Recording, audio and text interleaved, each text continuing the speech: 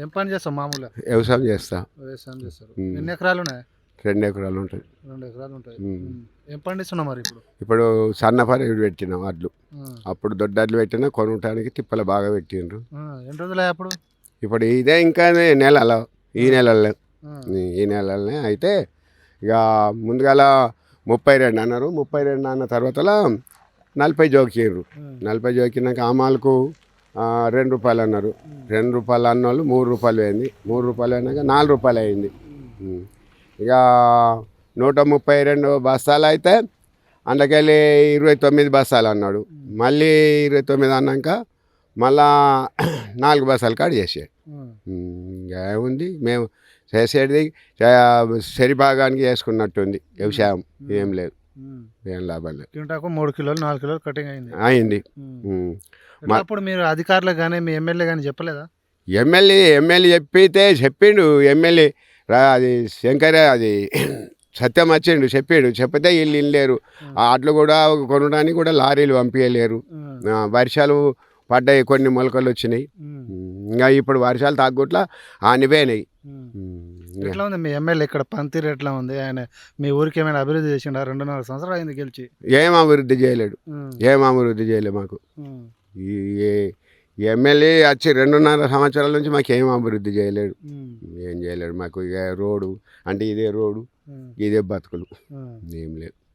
ఇప్పుడు మీ వ్యవసాయం రంగంలో చూసుకుంటే కేసీఆర్ మీ గురించి ఆలోచించి రైతు బంధు, రైతు బీమా ఇలాంటి పథకాలు పెట్టిండు.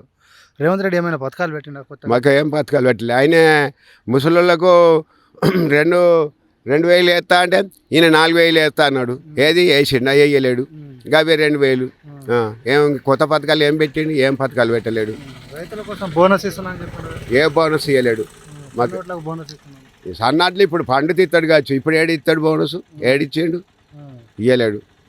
ఆయన కేసీఆర్ ఉన్నప్పుడు 20 ఎకరాల వాళ్ళకు కూడా 30 ఎకరాల వాళ్ళకు కూడా 20 ఇసాలు ఉన్నోని కూడా వేసాడు. ఇప్పుడు ఇక ఈయన 5 ఎకరాల ఉన్న వాళ్ళకు 6,000 వేస్తుండు. గంతే. వేసిండా? ఇప్పుడు మొన్న వేసిండంట. అంతే. నాకు ఇంకా వాళ్ళలేదు.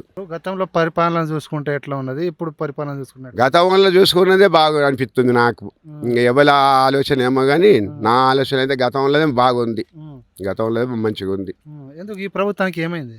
ఏముంది, ఆ మనిషిని ఇంత ఇబ్బంది పెడుతుర్రు. ఏం లాభం ఉంది? ఆయన ఉన్నప్పుడు అడ్లు మేము తీసుకొచ్చి బీట్లో పోసినామంటే వెంటనే అమ్ముండు. వెంటనే మేము అనగానే పైసలు కొట్టేయండు.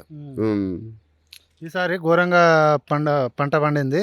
కొనడానికి కొంచెం లేట్ అయినా కూడా ప్రతి గింజ కొంటున్నాం, మద్దతు ధరతోనే కొంటున్నాం అని చెప్పేసి అన్నాడు. మరి అది మద్దతు ధర ఏది? మద్దతు ధర ఏది? రైతుకు అప్పుడు 1 రూపాయి ఉన్నది 2 రూపాయలు అన్నారు. 2 రూపాయలు అన్నాక 3 రూపాయలు పెంచావు. 3 రూపాయలు పెంచినాక మళ్ళీ లారీకి నా 130 బస్సాలకు నేను 400 ఇస్తే ఎక్కిత్తలేదు అన్నాడు. 400 ఇచ్చా. మళ్ళీ ఇప్పుడు మళ్ళీ కట్ చేసి ఇంకేం చేసి. మీ మాజీ ఎమ్మెల్యే ఎవరు? ఇది రవిశంకర్ గోరిపల్లి. ఆయన పనితీరు ఎట్లా ఉండే అప్పుడు? ఆయన పని అప్పుడు బాగానే ఉండే.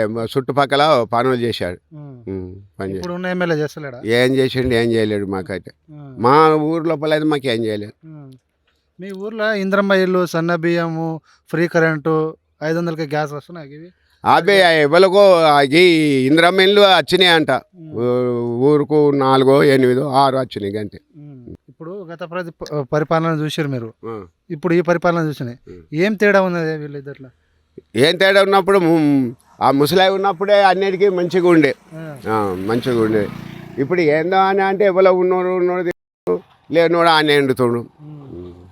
ఇది ప్రజాపాలన, అందరూ సమానమే, మంచిగా పరిపాలిస్తున్నాను చెప్పుకుంటాడు కదా రేవంత్ రెడ్డి. చెప్పుకోడు. ఇక దీపం ముట్టితే దీపం కింద వెళ్తుంటుందా? బయట వెళ్తుంటుంది. దీపం కింద చీకటే ఉంటుంది. అంతే. నేను వ్యవసాయం చేస్తున్నాను, నేను మంచి స్థానం చేస్తున్నాను అని నేను చెప్పుకుంటాను.